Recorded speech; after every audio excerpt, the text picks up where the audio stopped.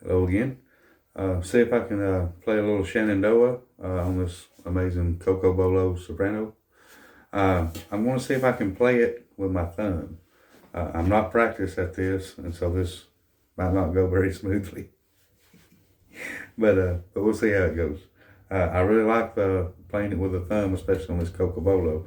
But even on a lot of loops, it gives it a little bit different of an accent.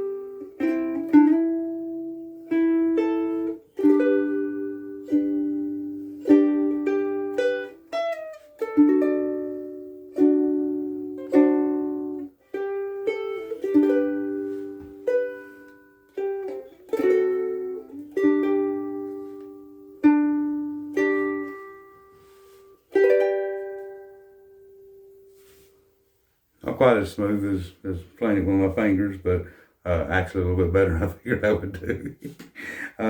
The thumb playing is something I'm still practicing and trying to get better, but I wanted to get a little sound sample of Shenandoah on this Cocobolo before I change the strings on it. Appreciate you listening. Thank you.